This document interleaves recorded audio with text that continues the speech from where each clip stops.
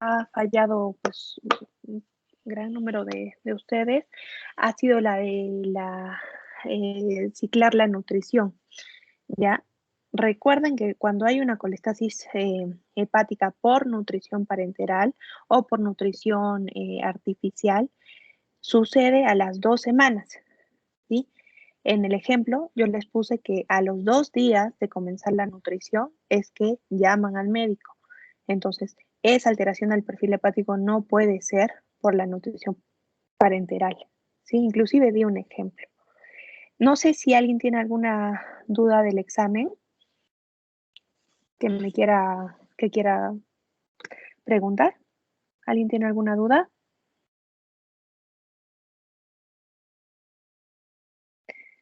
Creo que no. Ya, entonces igual si hay dudas, pues me pueden escribir. Y lo que les quería, dar era también un consejo, ¿no? De, pues, médico a futuros médicos. Es muy importante para un buen médico demostrar interés, ya demostrar interés, pues, eh, hacia tus pacientes, ¿no? Y también hacia los médicos, ¿no? Cuando estén en el internado, en la residencia, pues si ustedes demuestran interés, llegan más temprano, se saben bien los pacientes o se quedan hasta más tarde aprendiendo la historia del paciente, viendo los análisis, pues el médico ve eso y le inspiras confianza, te va a dar confianza y vas a, pues, proponerle a ese alumno que haga trabajos contigo. Si es un cirujano, pues tal vez te lleva a operar no solamente en el hospital, ¿no? Sino en su práctica privada porque estás demostrando interés, ¿no? Lo mismo es aquí en las clases, ¿no? Se les da muchas facilidades, ¿no? El resumen es algo muy sencillo. Hay muchos de ustedes que solamente me han escaneado su cuaderno y para mí eso vale, ¿no? Porque me demuestra que estás al menos tomando apunte en la clase, ¿no? Y eso les regalo los 5 puntos, ¿no? El no hacer el resumen, para mí es pues una actitud un poco conformista, ¿no? Total, ya tengo 15 en el examen, ¿para qué más? ¿No? Cuando con este curso pueden sacarse 20 y no porque pues le va a servir para todo, ¿no? Pero te va a subir el promedio y creo que las cosas que les estoy enseñando al menos van a tener, si se acuerdan de algunas cosas, pues sí les va a servir en la práctica clínica, ¿ya? Por ejemplo, yo terminé la residencia en el 2017 y unos meses antes había comenzado una base de datos que recién la van a publicar. Entonces mi, bueno, jefe de esa época me llamó hace un par de semanas para ver si quería pues participar en el artículo. Si tuviera una actitud conformista, para qué? ¿No? Ya no me va a poner nota, ¿no? ¿Para qué me tengo que amanecer escribiendo? Si ya tengo trabajo acá, tengo esto, ¿para qué? ¿No? No, tiene que ser al revés, tengo que decir, wow, gracias por acordarte de mí, gracias por poder participar en un artículo que va a salir publicado y no en cualquier revista. Eso deben no perder eso, ¿no? Y si no lo tienen, deberían tener ese interés. Es solamente un consejo, ¿ya? Pero bueno, los alumnos que no han hecho los resúmenes, que ya le avisé a Alexandra, no van a participar de esta parte de la clase, sí, la de las presentaciones. Pueden quedarse con su nota, obviamente, pueden hacer un resumen o pueden no hacer nada, ¿no? Pero esa actitud conformista, pues, deja mucho que desear, ¿ya? Ya está. Entonces, vamos a comenzar con la clase. Ya, hoy toca cirugía bariátrica, ¿ya? Entonces, la cirugía bariátrica, pues, es interesante porque hay mucho en cuanto a lo que es nutrición que se tiene que ver, ¿no? La obesidad es una enfermedad pues multifactorial, ¿no? No es tan sencillo como decirle, pues no comas mucho, ¿no? Hay que ver por qué come, por qué hay esas alteraciones. Por ejemplo, mucho se relaciona a esto, ¿no? A enfermedades psiquiátricas, a estrés. El estrés puede causar que se eleve el cortisol, ¿no? Que es como la hormona del estrés. Y esa hormona va a hacer que sea más difícil bajar de peso, va a empeorar la resistencia a la insulina que puede haber, va a causar efecto orexígeno, o sea, que el paciente quiera comer. Entonces, en ese caso, no hay gracia de que yo le diga coma lechuga, sino controlo esto, ¿no? Influyen muchas cosas. Disruptores endocrinos es cuando hablamos, por ejemplo, de los productos procesados, ¿no? Esos productos procesados tienen esos edulcorantes, pueden tener disruptores endocrinos, que va a alterar la microbiota y alterar pues el metabolismo de ese paciente. Ya no se habla tanto de lo que es obesidad en sí, sino como una enfermedad crónica basada en la adiposidad. Y el manejo va a ser en relación al índice de masa corporal, ¿no? A las complicaciones de esa obesidad, que pueden ser metabólicas, biomecánicas, de fertilidad y a la funcionalidad. Entonces, esos tres aspectos tenemos que ver cuando hablamos de obesidad. La clasificación de Edmonton es una clasificación de funcionalidad. O sea, no solamente incluye el IMC del paciente, sino las comorbilidades que tiene. Por ejemplo, un estadio 1 es un paciente obeso, pero no tiene diabetes, no tiene prediabetes, no tiene hipertensión, sino tal vez prehipertensión. Son solamente factores de riesgo subclínico, no hay una expresión clínica, no hay tanto daño en órgano diana, ¿no? Entonces acá el manejo obviamente también es clínico, nutricional, ¿no? Pero tal vez no tengo que insistir tanto en tratamientos invasivos como cirugía o un balón gástrico. Este es un ejemplo. Entonces, un paciente de 50 años con un IMC de 40, que ya es una obesidad mórbida, pero no tiene factores de riesgo. O sea, no es hipertenso, no es diabético, ¿sí? No tiene colesterol, solamente pues lumbalgias y dolor de rodilla. Obviamente le tengo que decir, pues sí hay que manejar esa obesidad, pero más énfasis tengo que hacer en este paciente, ¿no? Según la clasificación de Edmonton, que tiene un IMC de 36, pero ya es hipertenso. O sea, este paciente tiene más riesgo de morirse que este. Ya es diabético y ya tiene apnea del sueño, que también es otro factor de riesgo.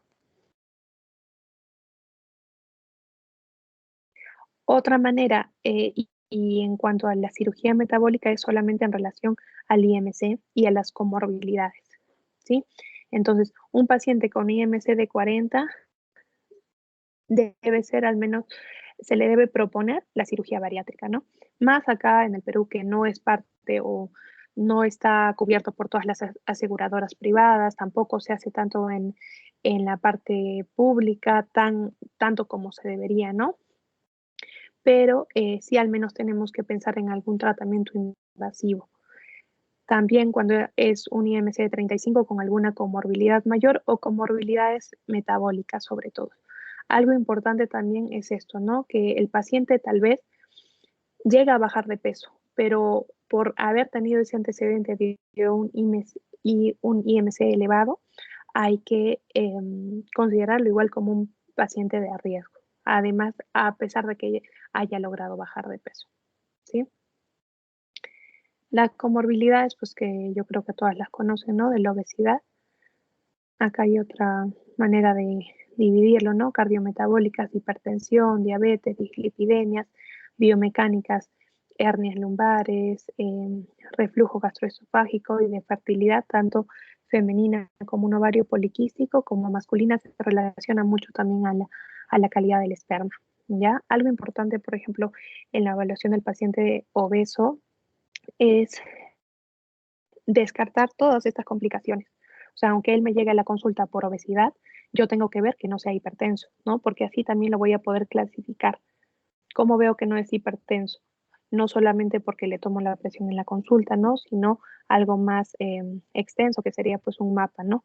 Los pacientes obesos tienen un patrón de presión distinta, ¿no? Tienen la tendencia a hacer la hipertensión de noche, ¿no? Por eso hay, por ejemplo, los derrames, el ictus del despertar, ¿no? Porque cuando se le eleva la presión es en la noche. Entonces, tu consulta de 9 de la mañana, pues está con 120-80, pero en la noche a las 10 está con 160-90. Entonces, es muy importante esta valoración por el cardiólogo. Igual, pues, diabetes, ¿no? No solamente ver la glucosa, pues hacerle una tolerancia, una glicosilada, un perfil completo del colesterol, el hígado graso, no solamente la ecografía, ¿no? Sino analíticamente, inclusive un fibroscan, y así, ¿ya? Contraindicaciones para la cirugía metabólica, no hay muchos, ¿no? Obviamente que el paciente no te entienda. Esto sí es importante, ¿no? Patología psiquiátrica. ¿Por qué? Porque inclusive saber si va a haber el tipo de técnica que se puede hacer, ¿no? Si es hay distintos tipos, ¿no? Pero si hay una alteración a nivel del intestino que va a alterar la absorción de los medicamentos, pues tal vez no debe ser una opción para este paciente o tal vez ese tipo de cirugía no, pero sí podemos pensar en una manga gástrica, ¿ya? O ver que la acción del paciente haya en otras presentaciones para una administración de depósitos, ¿no? Por ejemplo, intramuscular. El alcoholismo también, ¿no? En las cirugías restrictivas, que, que es básicamente una manga,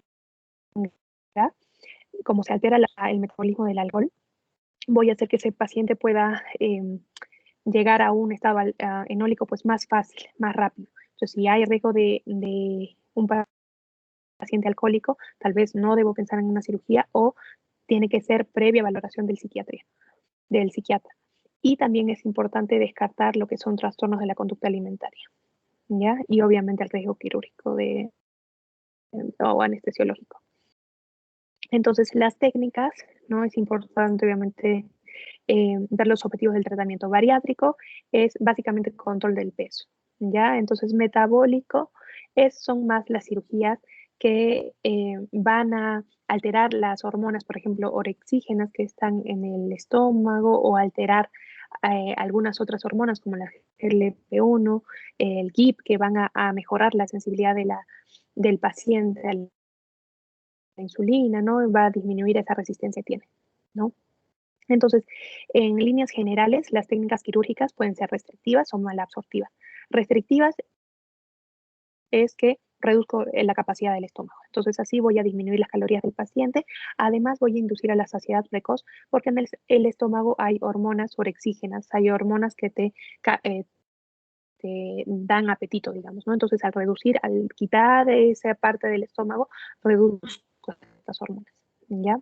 ¿Cuándo se puede utilizar esto? Por ejemplo, en edades extremas, ¿no? Un paciente de 60 años, 70 años que es hipertenso, pero también es obeso y tiene, por ejemplo, diabetes, una nefropatía, tal vez voy a disminuir esa diabetes, voy a enlentecer esa progresión a la nefropatía, controlando ese peso, reduciéndole pues 20, 30 kilos. Y las técnicas malabsortivas son básicamente alteraciones a nivel de los intestinos que me va a afectar la absorción de los macronutrientes. Obviamente esta tiene mayor efecto metabólico, es de elección en los pacientes tipo 2, pero también tienen más riesgo, ¿no? Entonces, esto es un poco de las técnicas, no tienen que saber cómo es la cirugía en sí, pero en cuanto al aspecto nutricional es lo que tenemos que ver. Entonces, por ejemplo, este es el bypass, ¿no? Entonces, en el bypass se hace un reservorio gástrico y se sube el yeyuno, ¿ya? Hacia acá. Entonces, esto va a ser el componente restrictivo, por acá va a pasar el alimento, ¿sí? Y recién se va a dar la digestión en esta unión. Si yo alargo esta es alimentaria y esto lo corro más para acá, voy a tener mayor componente malabsortivo, porque lo que pasa acá no se está absorbiendo, no se está absorbiendo. Si yo lo acorto, si lo pongo acá, se está absorbiendo. Ya, entonces el componente malabsortivo va a depender de estas. Y acá se da la absorción en sí, ¿sí? ¿Qué es lo que tienen que saber en cuanto a nutrición? ¿No? Si estoy alterando el estómago, va a haber una alteración del hierro y de la vitamina B12, ¿sí? Y como no va a pasar el alimento por acá, sino por acá, hay afectación del píloro, ¿no? Entonces va a haber tendencia al dumping.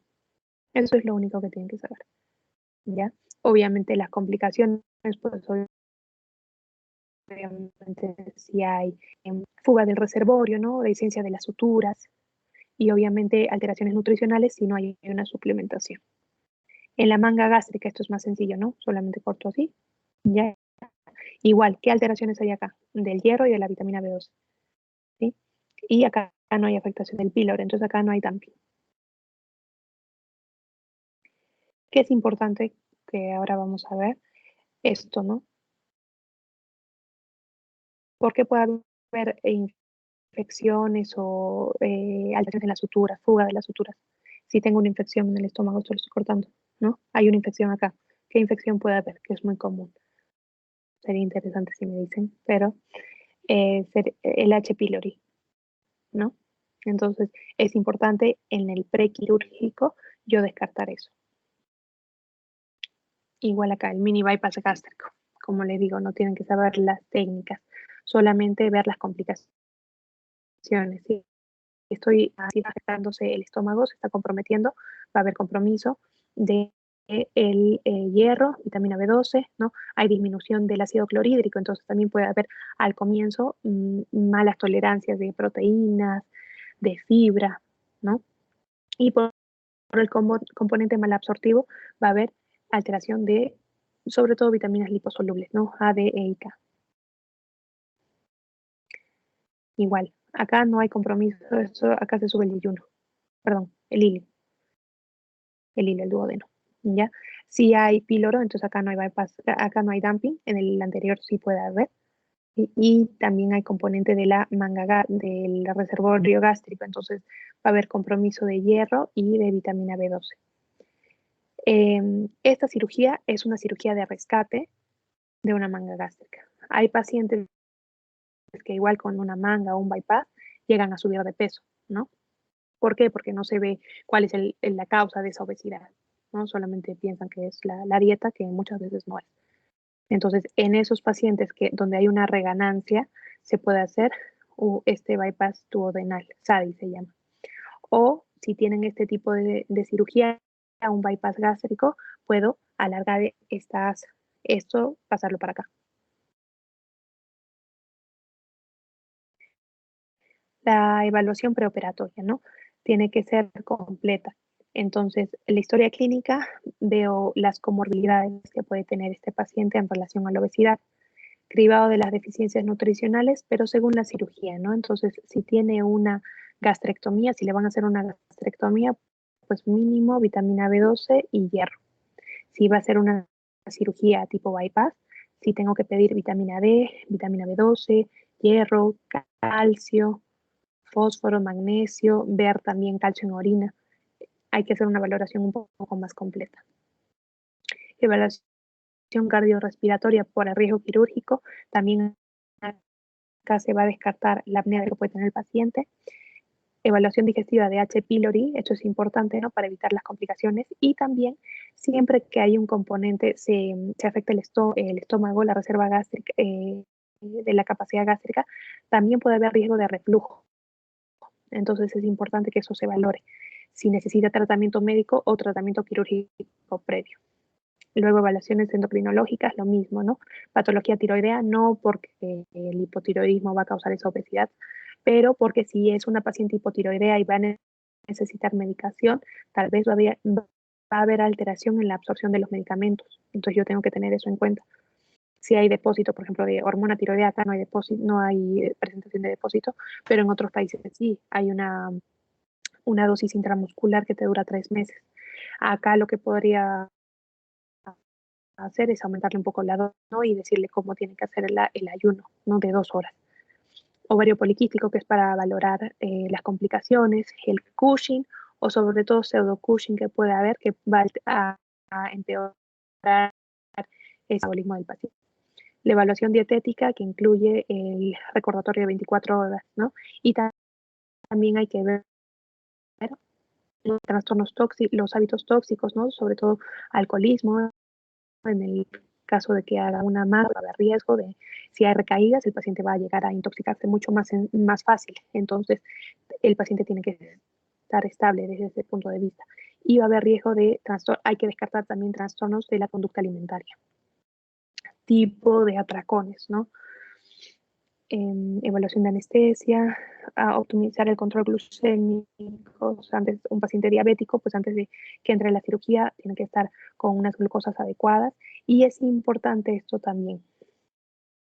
No se recomienda el embarazo después de 6 meses de cirugía bariátrica, ¿no? Máximo los 6 meses, pero es mejor un año que espere, porque va a haber una alteración de las deficiencias nutricionales, tanto del ácido fólico, ¿no? Que puede causar malformaciones en el feto. También es importante en la evaluación preoperatoria, intentar que ese paciente llegue a perder peso antes de la cirugía, porque la mayoría de pacientes tienen hígado graso y ese hígado graso puede alterar también, va a causar hepatomegalia y puede dificultar la técnica quirúrgica. Entonces, para hacer que haya una reducción de ese hígado, tengo que hacer que baje de peso, ¿no? Inclusive, se puede hospitalizar al paciente en otros países, ¿no? Lo hospitalizan pues 3 meses con dietas de 800 kilocalorías y yendo a rehabilitación, ¿no? Y podemos lograr esto. Se tiene también ahora más medicamentos que pueden ayudar. Complicaciones de la cirugía bariátrica, pues estas son las complicaciones de la cirugía en sí, ¿no? Colelitiasis, hilio postquirúrgico, pancreatitis, abscesos. Lo importante es que si el paciente, por ejemplo, tiene vómitos, o hay una obstrucción, no va al baño, ¿no? Es importante descartar eso y sobre todo en los primeros 3 meses. Y las otras complicaciones, que es la que vamos a ver nosotros, son de malnutrición, ¿no? O alteraciones por deficiencias nutricionales. Por ejemplo, pues la malnutrición, deficiencia de micronutrientes, pueden haber hipoglucemias, esto es por el dumping que puede haber, estreñimiento porque no tolera la fibra. Siempre las cirugías con afectación del intestino van a predisponer a colelitiasis o a formación de cálculos en sí, también de oxalato de calcio. ¿Ya? Entonces, ¿cuál es el objetivo del manejo nutricional posoperatorio? ¿Sí? El control de la dieta posoperatoria y obviamente a largo plazo explicarle cómo tiene que ser el estilo de vida saludable, haber controlado el desencadenante que muchas veces se relaciona al manejo del estrés, ¿no? Evaluar la pérdida de peso, el porcentaje de pérdida.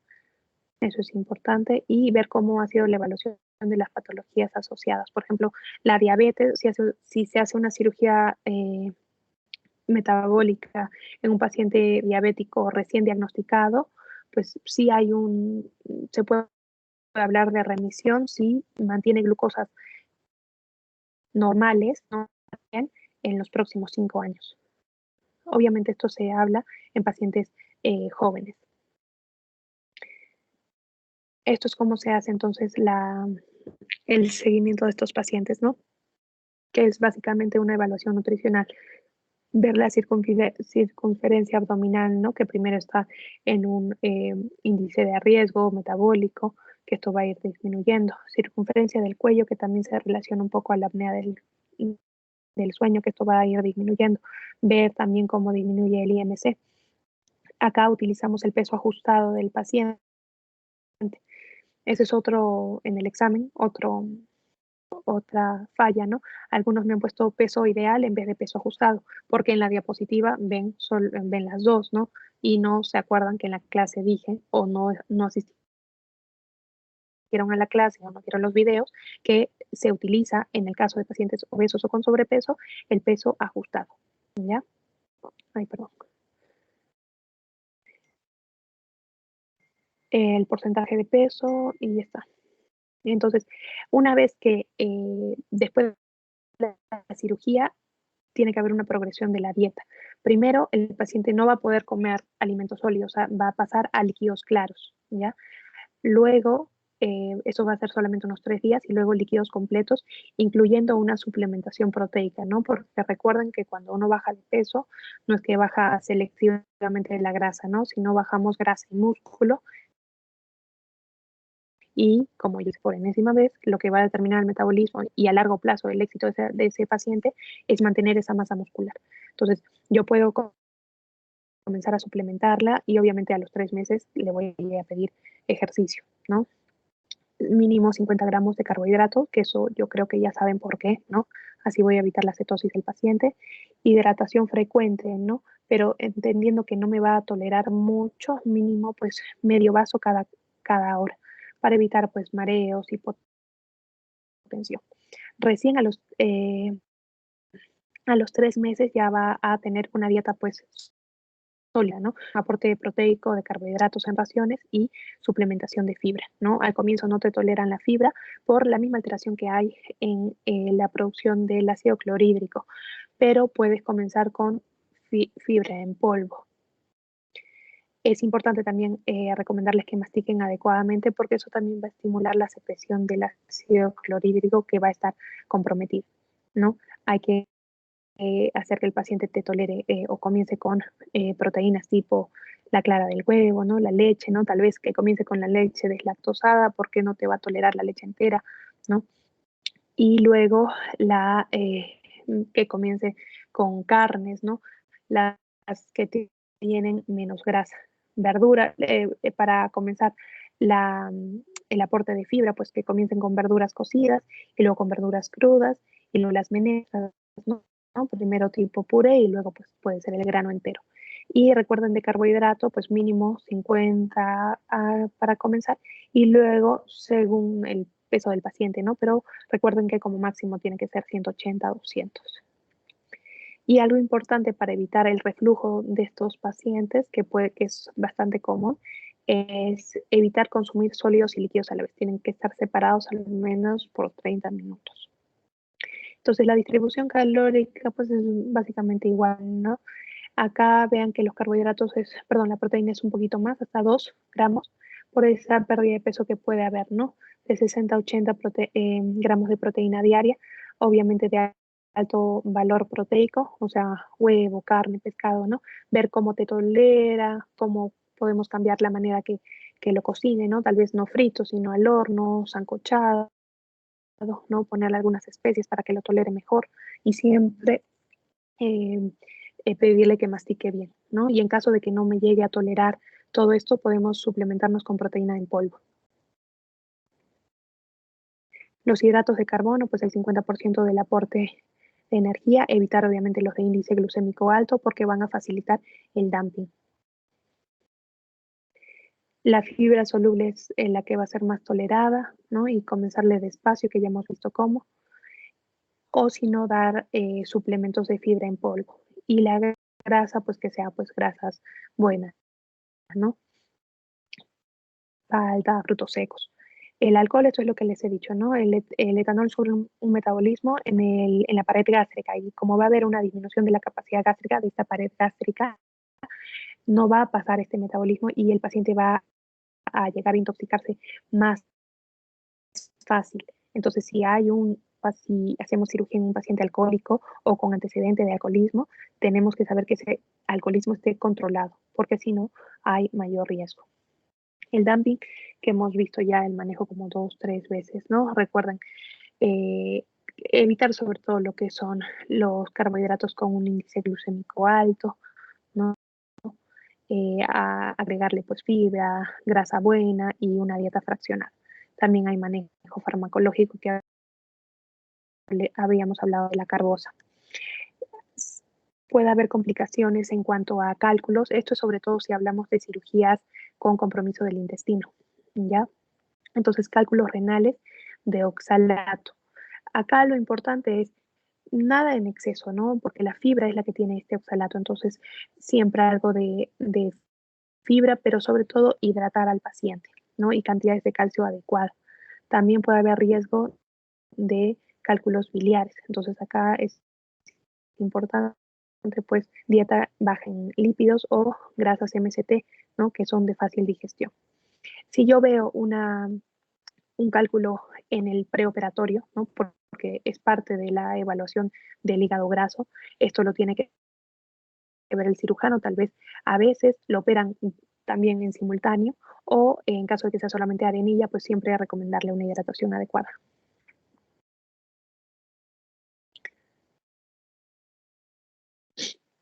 La deshidratación también es una complicación frecuente, sobre todo los primeros 3, 4 meses, ¿no? Entonces, beber líquidos, pero de poquito en poquito, ¿no? Un vaso por hora. Un vaso de 250 ml, ¿eh? Distensión abdominal por esa intolerancia que puede haber, ¿no? Entonces, evitar esto de beber líquidos que va a empeorar eso. Obviamente, las bebidas carbonatadas peor. Los lácteos, comenzarlos de manera progresiva, ¿no? Tal vez antes de la leche, pues que comience con yogur o con leche deslactosada. Diarrea, esto es un dumping, ¿no? Y hay otras causas de diarrea también, ¿no? Puede ser también un sobrecrecimiento bacteriano, que esto se va a dar en las cirugías con afectación del intestino, ¿no? Acá el tratamiento es rifaximina. ¿Cómo veo eso? Si no mejora con las medidas del dumping, ¿no? Y obviamente si es una cirugía que no, no tiene dumping, podemos pensar en esto, ¿sí? Acá hay que hacer un test del aliento. Y obviamente hay otras causas, ¿no? No son ustedes nutricionistas ni yo, somos médicos. Entonces, otras causas de diarrea, ¿no? Si tiene moco, sangre, fiebre, pues también no es ni este, ¿no? Sino es una gastroenteritis. Estreñimiento. La causa más común de estreñimiento es baja ingesta de fibra por mala tolerancia, entonces le comienzo suplementos de fibra. Y también esto, el no moverse, estar sentado. Entonces hay que recomendarle, si es joven, ya te pasaron los 3 meses de la cirugía, si algo de actividad física, pues tipo correr o caminatas largas de 1 o 2 horas. Vómitos y náuseas, esto es cuando comen en exceso, se olviden que tienen una cirugía o que no han masticado bien, ¿no? Porque hay reflujo. Disfagia o sensación de atragantamiento cuando no mastican bien, ¿no? Y acá se puede dar pues tratamientos sintomáticos, ¿no? Tipo, no, acá, perdón, en la distensión, frutenzima, procinéticos, acá también, ¿no? Y caminar que va a ayudar también a que pase el alimento. Causas de deficiencias nutricionales que pueden haber es primero que no lo has visto antes de la cirugía, ¿no? Entonces lo operaron, le dijeron en una semana lo operan y no ven todas las deficiencias que puede tener. Fluctuaciones en el peso también, ¿no? Sedentarismo, vómitos, mala absorción, dietas restrictivas antes y después de la cirugía, esto es importante, aversión a determinados alimentos y que no hay una buena suplementación. Entonces, la deficiencia de hierro, esto es muy frecuente en todo tipo de cirugía bariátrica, sobre todo en las mujeres, ¿ya? La mala absorción la absorción de hierro, esto ya lo hemos visto dónde se da, ¿no? Y la ferropenia inclusive va a ser más riesgosa porque va a atrofiar más esas vellosidades intestinales, ¿no? Otra causa es porque tal vez después de la cirugía no te toleran bien las carnes y esto se da por la modificación del pH, ¿no? Es importante ver esta deficiencia en las mujeres, sobre todo, ¿no? En edad fértil, porque recuerden que la mayoría puede tener alguna alteración menstrual que causa ferropenia. Entonces, por eso es importante la valoración prequirúrgica, ¿no? Y si la haces después, hay que dar la suplementación adecuada, que ya hemos visto cómo se debe hacer. Y esto se tiene que hacer, la monitorización tiene que ser, pues, anual. El primer año se ve al paciente cada 3 meses y luego al menos cada 6 o una vez al año, ¿ya? Y les vuelvo a decir, ustedes no son nutricionistas ni yo somos médicos, entonces tal vez no hay una causa, no se relaciona a alteraciones de la regla, ¿no? No hay problema con la regla, no es el problema de esto, sino tal vez tiene otras enfermedades, hay que ver que no tenga, no sé, ¿cómo se llama? Am, que no tenga, a ver, ¿saben causas de ferropenia? ¿Alguien quiere decirme alguna? Se me ha ido la palabra. ¿Causas de ferropenia? ¿Alguien sabe? ¿No? Hemorroides, eso. Entonces, o que hay algún sangrado o a nivel algún sangrado a nivel intestinal, ¿no? Hay que preguntarle que no tenga melenas. Todo eso podemos ver causas de deficiencia de hierro, ¿sí? No solamente pensar, pues, porque es una mujer o por la cirugía. En caso de que tenga la suplementación adecuada, siga con una ferropenia, tal vez haya un sangrado activo en alguna parte. Eso hay que estudiarlo, ¿no?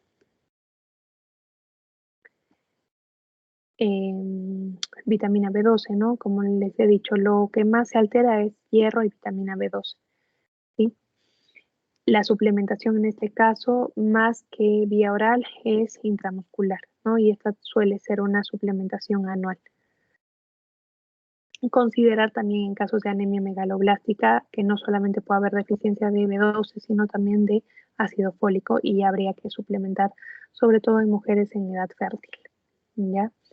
Alteraciones óseas, cuando hay deficiencia de calcio y vitamina D, esto es sobre todo en el caso o de mala tolerancia a lácteos, pero los que tienen mayor riesgo son los pacientes con cirugías malabsortivas, o sea, afectación del intestino, ¿ya? Sí es importante hacerle estudio de osteoporosis a los 2 años de cirugía, ¿no? Y la suplementación es importante. Lo voy a poner acá porque luego, como a veces no escuchan las clases, solamente leen a los 2 años de la cirugía.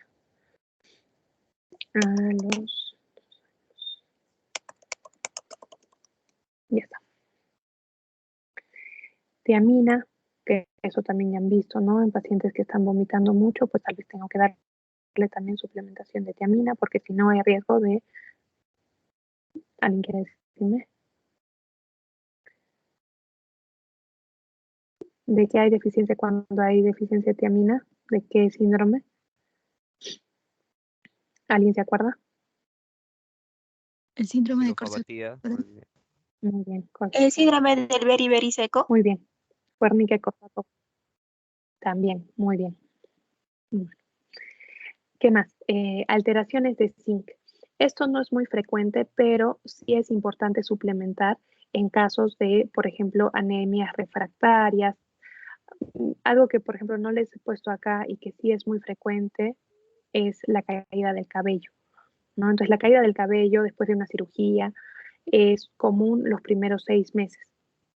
La causa más común es una deficiencia de hierro, pero si a pesar de que hay una suplementación adecuada de hierro, sigue esa caída del cabello, podemos ver biotina, pero también podemos ver zinc. Ya esto es importante. Esto es lo mismo, ¿no? Un cuadrito, ¿no? Para ver, pues, cuáles son las vitaminas y micro y oligonutrientes que pueden haber deficiencia, cuál es el factor de riesgo, ¿no? Cianocobalamina, recuerden que también puede ser fármacos, ¿no? La mayoría de estos pacientes tienen resistencia a la insulina, están con metformina y aparte han tenido una cirugía, pues su vitamina B12 debe estar bajísima, entonces siempre hay que revisar eso, ¿ya?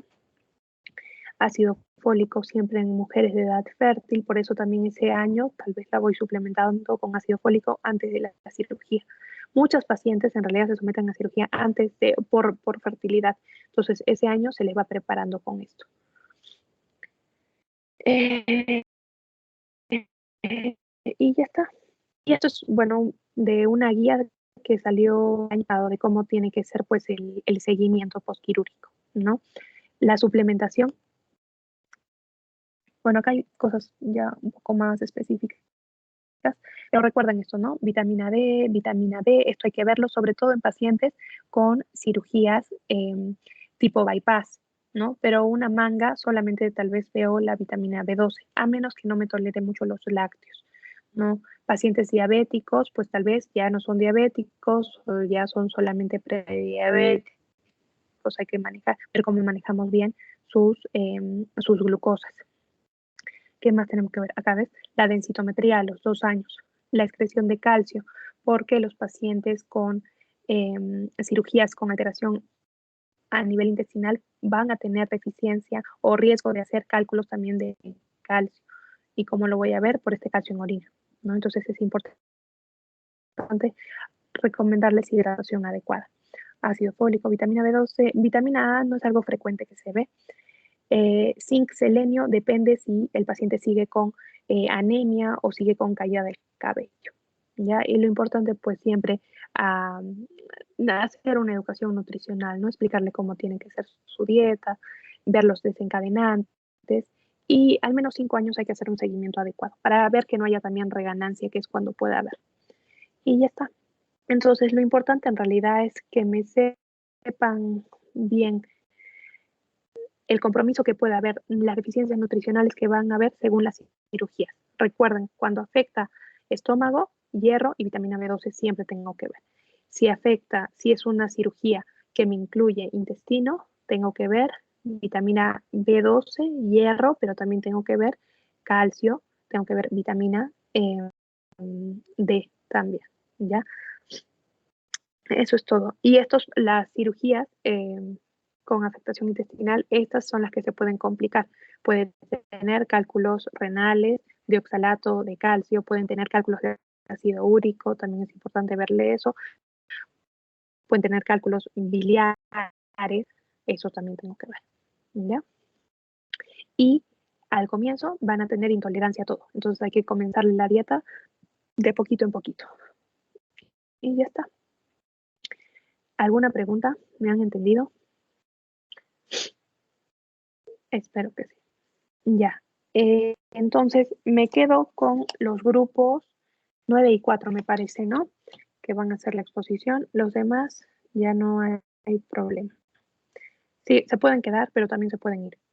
Con los que sí me tengo que quedar es el grupo de Jairo y el de Mauricio. Primero con Jairo. Ya chicos, si quieren 5 minutos, porque tienen que prender las cámaras, me tienen que enseñar que han cocinado. Voy a ir a tomar agua. 5 minutos.